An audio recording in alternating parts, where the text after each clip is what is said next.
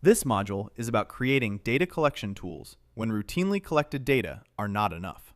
Routine sources, like electronic health records and claims data, can cover many outcomes, but they might not include fields or processes that might help explain your results.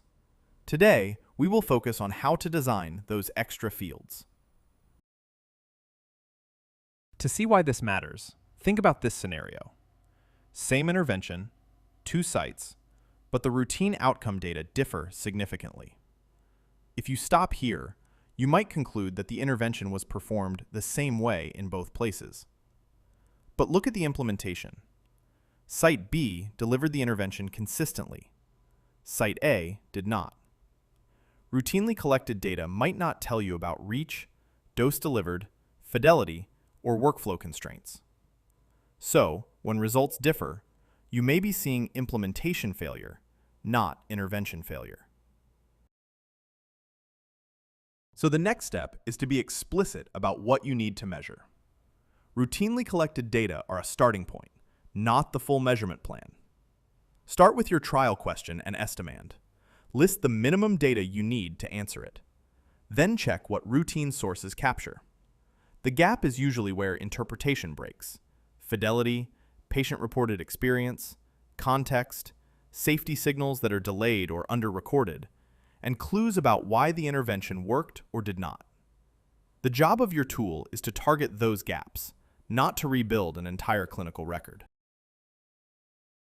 Once you see the gaps, the temptation is to add too much. Use the minimum viable dataset as your filter. Start wide, then cut. Keep only what is essential for your primary outcome, key covariates, 1 or 2 mechanism measures, and essential safety signals. Everything else is a candidate for removal. Nice-to-have fields often feel harmless, but they drive time, cost, and missingness. If a field is not tied to a decision you will make in analysis, it is hard to justify collecting it. After you decide what matters, decide where it should be captured. Map the care process before drafting any field. First, identify touchpoints. Who interacts with the patient and when? Second, locate existing data. Mark where relevant information is already produced in the routine workflow. Third, target gaps. Add fields only where there is a clear, essential gap. Fourth, design a point of care capture. Collect data at the moment it occurs, not as a later task.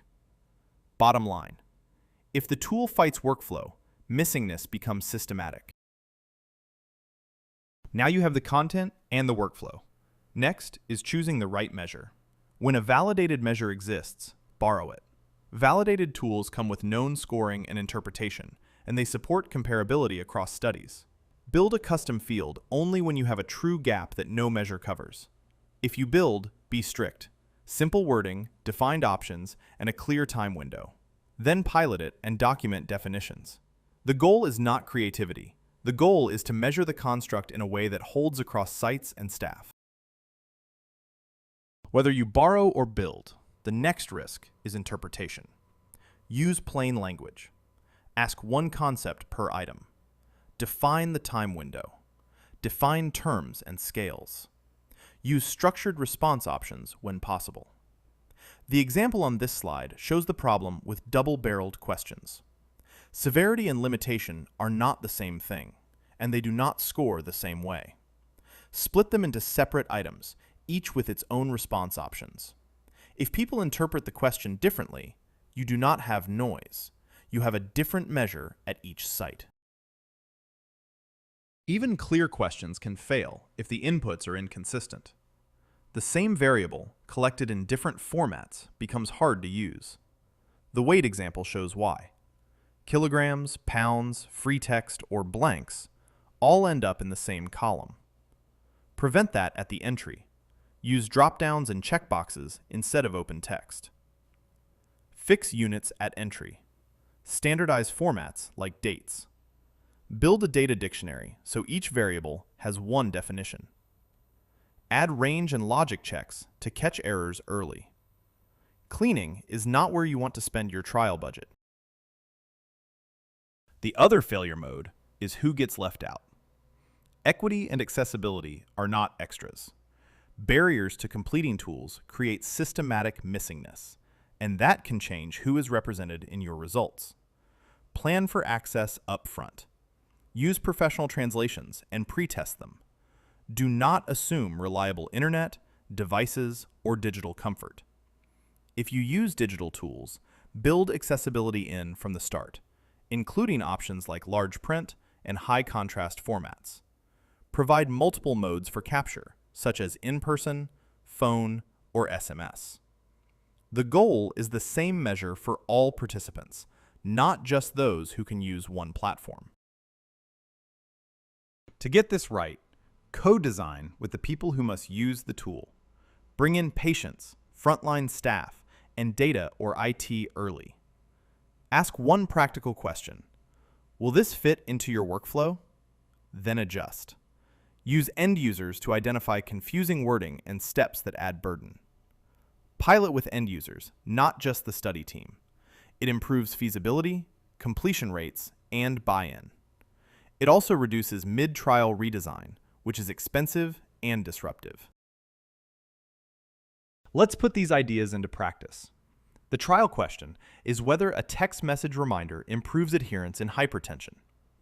The target outcome is adherence over 90 days. Routine data can give you pharmacy refill claims and blood pressure readings. But routine data do not tell you whether messages were received or read, whether doses were missed in the short term, or why adherence was poor. That is the gap. You need a way to measure exposure to the intervention and actual behavior, not just adherence inferred from refills. With the gaps defined, we can now design the smallest tool that answers them.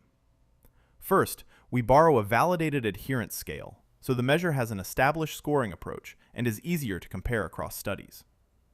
Then, we build only what routine data cannot provide: exposure and near real-time behavior. Workflow comes first.